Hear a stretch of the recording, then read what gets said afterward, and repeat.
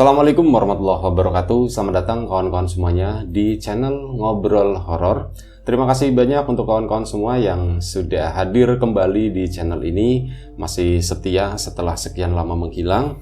Terima kasih banyak dan langsung aja nggak usah pakai lama-lama, Bro Ayung. Monggo waktu dan tempat dipersilakan buat Bro Ayung. Baik, terima kasih. Sebelum ke cerita, saya mau nyapa kawan-kawan seperti biasa. Assalamualaikum warahmatullahi wabarakatuh. Waalaikumsalam warahmatullahi. Bismillahirrahmanirrahim. Apa kabar kawan-kawan ngobrol semua? Semoga semua dalam keadaan baik, sehat dan selalu bahagia tentunya kapanpun dan dimanapun saatnya. Amin. Kembali ada kita berdua di ngobrolin yang horor-horor. Betul. Ya. Ya, kali ini ada apa nih Bro Ayung? Ada cerita, Bi. Ada cerita. Cerita apa nih Bro Ayung? Ya, ini ada sebuah cerita dari Mas Raffi. Mas Raffi itu di Purwokerto. Purwokerto. Ya, di kota Purwokerto tapi pinggirannya gitu lah ya. Sebelum ke cerita, begini ya Mas B. Anak mana sih yang nggak pengen berbakti sama orang tua? Setiap anak pengen membahagiakan orang tua, pengen berbakti sebisa mungkin, semampu mungkin. Kadang-kadang karena keadaan, mau gimana lagi. Tapi kan nggak melulu semua berbakti dalam bentuk rupiah, dalam bentuk ekonomi, perhatian, dan sesuatu yang lain kan bisa begitu. Begitu juga Mas Raffi, pengennya kan begitu. Apalagi dia menyadari betul keadaan ekonominya yang wong angel lah, wong susah bisa dibilang seperti itu. Ya langganan bansos segala macam lah pokoknya seperti itu, Bi. Dan dia itu prihatin dari kecil, apalagi bapaknya itu sering sakit-sakitan, punya adik kecil-kecil, perempuan semua. Jadi dari kecil itu waya SD, SMP, yang lain kongko-kongko, nongkrong-nongkrong, kenal cinta monyet, segala macam, dia itu enggak. Pokoknya aku jadi anak baik, nurut, bantu-bantu orang tua sebisanya. Terus kadang-kadang pulang sekolah ngebantuin tetangga. Terus ada kerjaan apa, yang penting paling tidak buat ongkos sekolah sendiri. Biar nggak ngerepotin orang tua. Biar nggak ngerepotin orang tua. Dan hari itu terus-menerus sampai dia itu sampai lulus SMA. Bisa seperti itu. Nah, waktu berlalu, habis lulus SMA nggak langsung dapat pekerjaan kan. Ya kerja apa aja, yang penting bisa bantu orang tua begitu. Sampai pada akhirnya si Mas Raffi itu dapat pekerjaan yang cukup lumayan. Cukup lumayan banget. Dia bekerja itu di area wisata Baturaden, di sebuah hotel begitu ya. Nah, itu perolehannya cukup lumayan lah, bisa dibilang begitu, dan untuk nyokong hari-hari itu dibilang cukup. Dan bahkan dari situ orang tuanya ya watak orang tua kan kadang-kadang perempuan itu sering melebih-lebihkan. Dia posisinya di sana apa digede-gedein, wah anaknya aku, karena bangga sama anaknya. Saking bangga. Dan Raffi pun karena memang sudah agak lenggang, dia bertambahnya usia, bertambahnya umur, mengenal asmara, mengenal cinta kan begitu, Bi. Terus dia dulu pernah sempat seneng sama teman SMA, dibawalah ke rumah, dikenalin. Nggak boleh, bisa nggak boleh. Karena apa? Anaknya orang biasa, wong susah, seperti itu. Jadi inilah setelah bertahun-tahun lamanya mulai ada sebuah tabrakan lah begitu ya. Mulai dia itu nggak nurut-nurut banget sama orang tua, ada dapat tentangan di situ. Aku kurang apa sama ibu sama bapak, tak korbanin semuanya, giliran buat saya sendiri, ibu masih seperti itu. Nah, ini berjalan terus sampai akhirnya yang paling nyebelin, dia itu bener-bener nabrak sama orang tua, sampai dijodohin si Raffi tersebut sama yang masih ada pertalian saudara lah ya, anaknya siapa begitu. Nah, Raffi itu dia nggak suka. Sekarang bukan zamannya Siti Nurbaya katanya ya. Yang keduanya, kalau rumahnya anaknya Wak ini, wong kakak-kakaknya seperti itu. Maksudnya dalam deskripsinya itu angel, bukan tipenya Raffi. Apalagi adiknya, bapaknya modelnya begitu, emaknya begitu. Yang di rumah, oralah, enggak kata dia, enggak. Itu nolak sama orang tua. Terserah kamu mau nolak ya terserah. Oh iya, bisa lurut dewi dewek, katanya seperti itu. Nah, itu diungkapkanlah, diceritakan untuk kali pertama atau kedua lah ke teman-temannya. Akhirnya daripada pusing, besok libur, melek, katanya begitu. Melek, kita ngopi-ngopi. Oke. Nah, pulang kerja itu sama satu orang satpam, OB juga, dia itu naik motor-motoran sampai di daerah yang tinggi itu Baturaden. Ternyata bukan cuma itu tok, nyampe ke atas lagi, ketemu curug kecil dan sebagainya, Bi. Itu malam hari dulu ke sana. Terus disangkanya Raffi cuman yang ngopi-ngopi melepas lelah sambil yang ngeliatin alam sekitar, tahu-tahu ada minuman. Ada minuman. Ya kalau nggak minum kan tenggorokan kering. Iya, tapi minuman yang mempuyengkan, Bi. Itu kan bukan gue banget, kata si Raffi. Saya nggak mau yang seperti itu, dipaksa-paksa nggak mau. Terus akhirnya pas temen-temennya agak beyeng, aku harus pulang. Tetap inget orang tua, nanti direwelin malah repot lagi. Saya harus pulang. Sementara itu, aduh, jalannya tadi lewat mana ya? Jalanan kecil. Kalau karakter sana kan daerah wisata, jalanannya kecil tapi halus, nggak ada polisi tidur kayak di sini kan banyak, Bi. Nah itu dia itu ngelosot lah, bahasa sininya itu izin, katanya mau pipis, padahal pulang itu sekitar jam 1 malam. Nah ketika naik turun bukit begitu, jalan halus begitu, dia udah mulai merasa begini ya. Bisanya serem ya, kok serem di jam segini. Itu sendirian ya pulang? Jalan sendiri. Pas lagi naik tanjakan yang nggak terlalu tinggi itu, motor kok nggak ada tenaganya, pas bensin habis, ternyata. Nah ketika bensin habis, dia itu habis tanjakan ini nanti turunnya dalam terus agak berkelok begitu. Gelundung aja nggak apa-apa. Nanti di sana siapa tahu ada pom mini atau apa yang ada jual bensin eceran, atau ada orang yang ditanyain di situ yang jual bensin mana. Akhirnya didorong, kemeringet kan, itu sampai keringetan ke atas. Nah terus pas dia mau turun, alhamdulillah ngelihat di bawah itu ada lampu. Nah itu pasti, tapi kalau dilihat karakter lampunya ini bukan motor yang sehat. Ya artinya kayak kendaraan lampu kecil gitu ya. Ya kalau dulu saya punya Vespa, ya Vespanya lampunya seperti itu. Vespa buat apa, yang penting ada motor. Kalau bisa ya dipancal motorku, kalau enggak ya saya mau ngikut nyari tadi ya bensin eceran. Lo ditungguin kok nggak naik-naik si lampu itu, kayak ajek di situ, paling jalan ya cuman sedikit. Akhirnya diputuskan dia tuh ngeluyur ke bawah. Pakai motor Jupiter waktu itu. Jupiter yang dulu itu ya, Bi. Merkurius itu. Jupiter itu nama-nama planet, Bi. Kemudian pas dia turun, itu kan pas daerah yang benar-benar turun landai begitu kan. Dia ternyata yang lampu itu bukan motor, cuman orang nyari kodok. Headlamp. Ada headlamp begitu. Akhirnya dia pas nyimpangin itu pas pelan semua ini ya, jalan ini juga udah habis ininya ya, turun udah habis, torsinya udah habis. Terus Mas bocor digituin sama yang nyari kodok itu, bahwa bapak aki-aki banget, bensinnya habis Pak. Waduh, cilaka Mas. Cilaka gimana katanya? Enggak, kalau di sini tuh nggak ada bensin eceran. Sampai mendingan begini. Adanya bensin bungkusan. Adanya bungkusan, kalau yang irisan.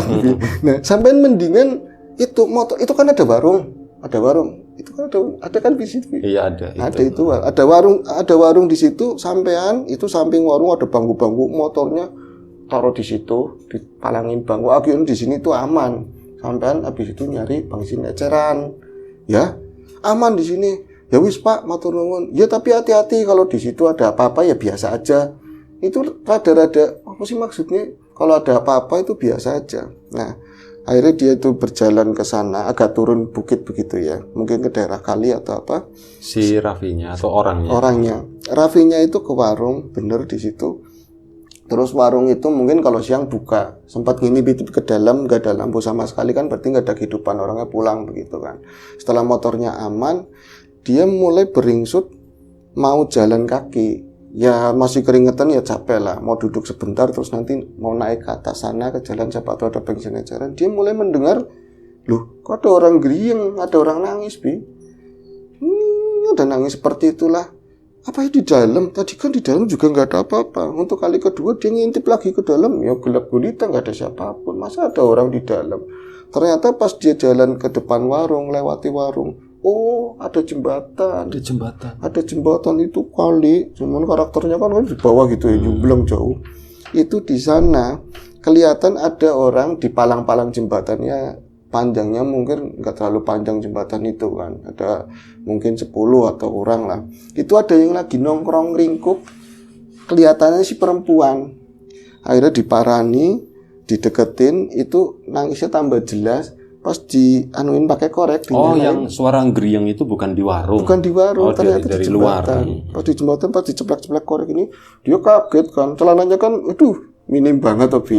Hanya cuman sedikit, modelnya seksi banget, rambutnya panjang.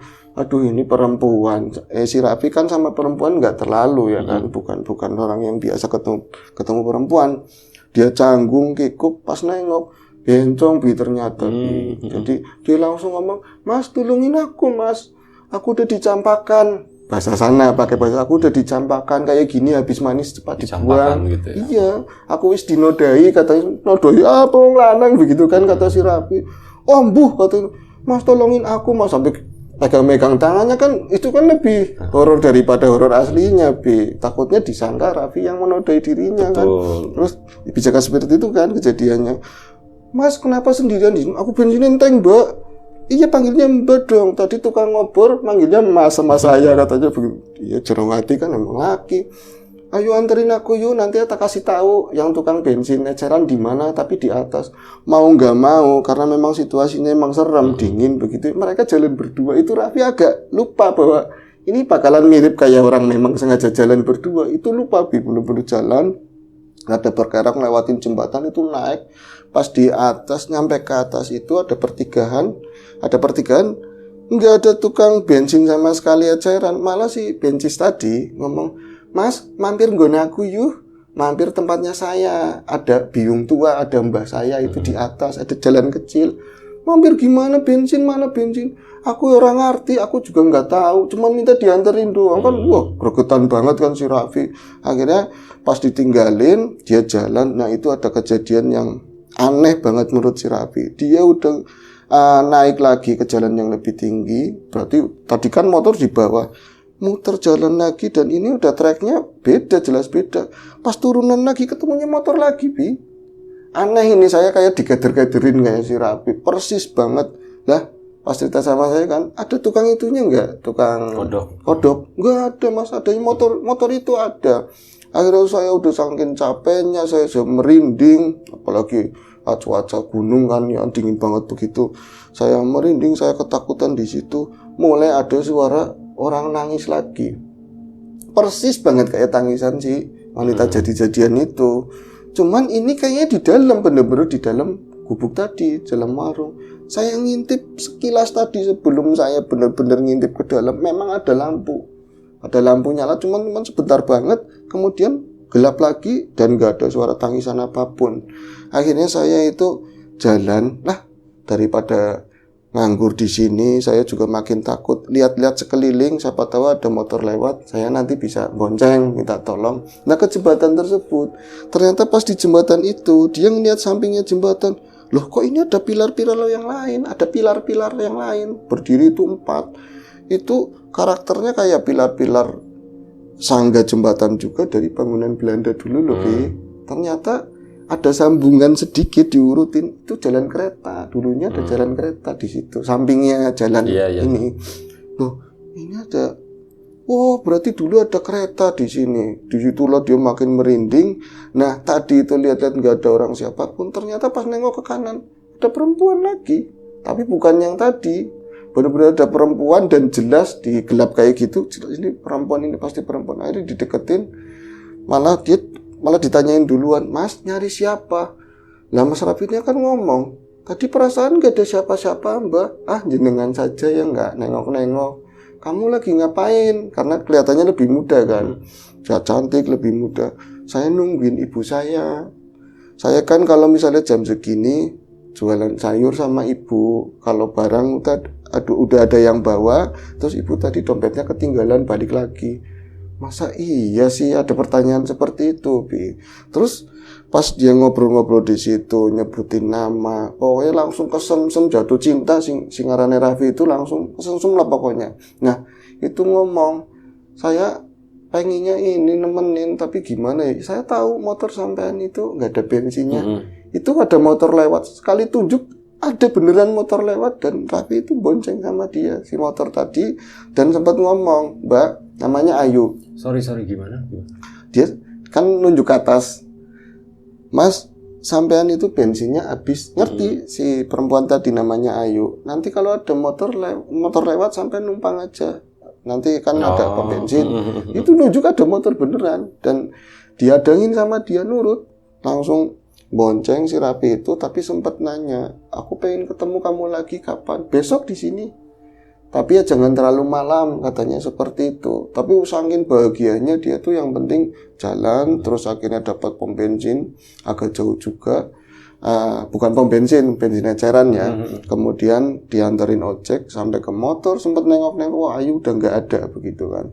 Pas besoknya lagi, dia itu ke sana, ke tempat yang sama di jembatan tersebut, dan sudah nungguin si Ayu. Memang sudah ada si Ayu di situ dengan pakaian yang sama persis. Cuman yang dirasakan Raffi, seharusnya aku ketemu cewek yang seharian ini tak pikirin terus, bener-bener aku jatuh cinta, harusnya saya nyaman, tapi kok ini perasaannya takut, nggak tahu takut kenapa, yang jelas aku takut, terus badan terus nggak enak.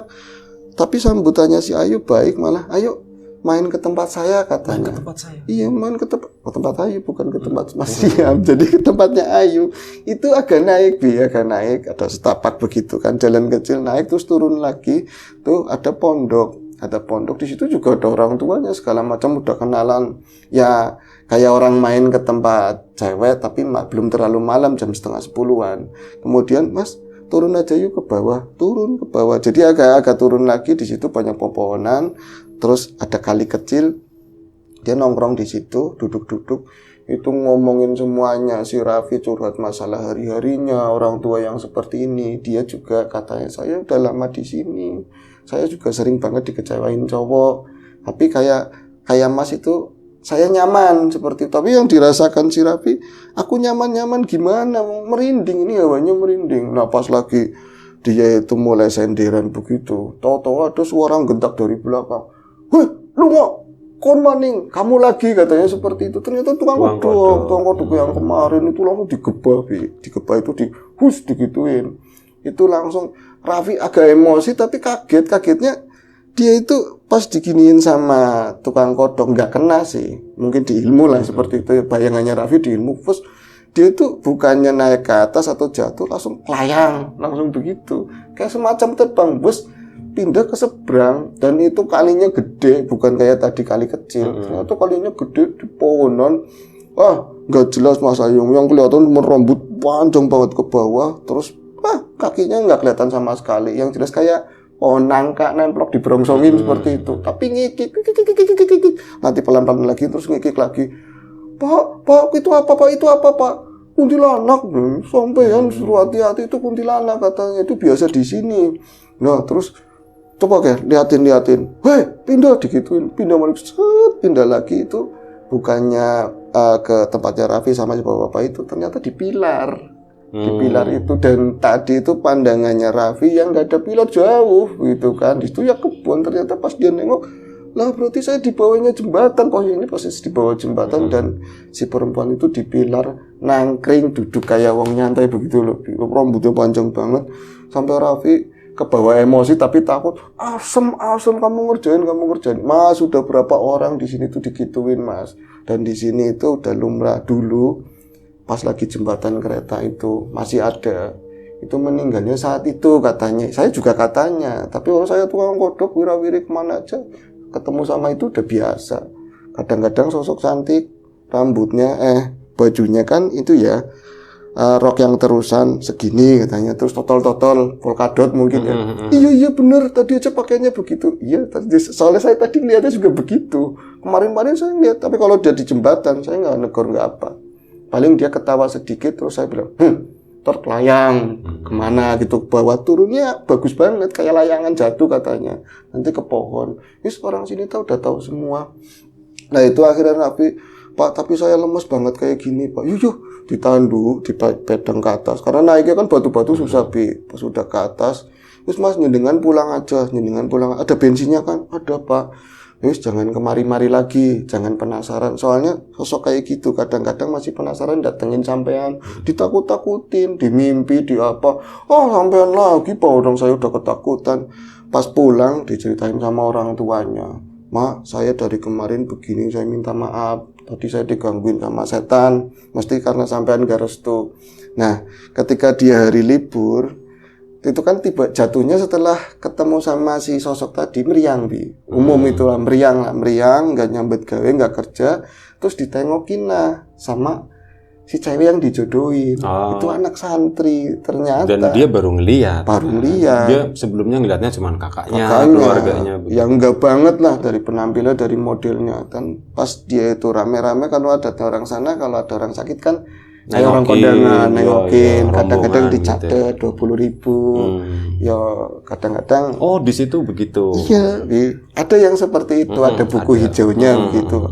Lastri 20.000, Atun 30, lumayan. Nanti kalau misalnya meriangnya cuman panas dikit bisa beli motor kayak gitu. Lumayan. Ya. Lumayan. Nah itu Raffi dapat tadi ampau-ampau orang-orang desa pada nengokin. Terus ketika dia karena mendingan ya, ada semangat kan, dapatnya banyak. Mungkin menurut perkiraan saya itu ada seorang yang datang, perempuan, dan dia langsung terbagongkan karena ngeliat cantik banget, rungi-rungi, ayu, pakai jilbaban gitu. Diomongin, itu ngobrol sama Mas Raffi, loh suruh manggil saya Mas, kayak kenal aja, ngobrol-ngobrol. Ternyata namanya persis Ayu, kayak yang tadi ketemu ya, di malam itu ketemu, terus ya kan cocok, kemarin aja nggak mau sama orang tuanya yang dijodohin, ternyata yang dijodohin sama Raffi itu Ayu. Dan akhirnya mereka ya sekarang udah menikah. Begitu aja sih. Cuman ada satu sih tadi mau nanya, yang di jembatan itu kenapa? Kenapa dia ada di jembatan itu? Ya dari dulu-dulunya. Di pilar-pilar itu sebelumnya. Dulu-dulunya cerita konon. Cerita kononnya ya katanya pernah ada tertabrak kereta di situ. Jadi menabrakkan diri karena kisahnya ya tadi pertentangan orang tua berjodohan Siti Nurbaya. Akhirnya gitu. Jadi begitu dan bikin angker gitu. Bikin angker, yang jelas sih bukan dia, cuman kan kadang-kadang bangsa-bangsa seperti itu ngambil peristiwa kan seperti nyebelin itu. Ya berarti. Nyebelin. Berarti udah akhirnya jadi sama Jadi mereka akhirnya menikah, sekarang punya anak satu. Baru satu. Ada program mungkin. Kurang giat. Udah itu aja berayung. Itu aja beneran itu ya. Aja. Oke, mungkin nggak terlalu panjang ya, baru beberapa menit. Nah, tapi terima kasih. Semoga cerita dari Bro Ayung tetap bisa menghibur kawan-kawan semuanya. Terima kasih sekali lagi Bro Ayung. Kawan-kawan di rumah juga terima kasih banyak atas support dan dukungannya apapun itu. Kita jumpa lagi. Oh ya, doa terbaik dari kami untuk kawan-kawan tentunya. Kita jumpa lagi insya Allah di episode Ngobrol Horor yang selanjutnya. Jaga kesehatan kawan-kawan semuanya. Terima kasih Bro Ayung. Kawan-kawan sekali lagi terima kasih. Assalamualaikum warahmatullahi wabarakatuh.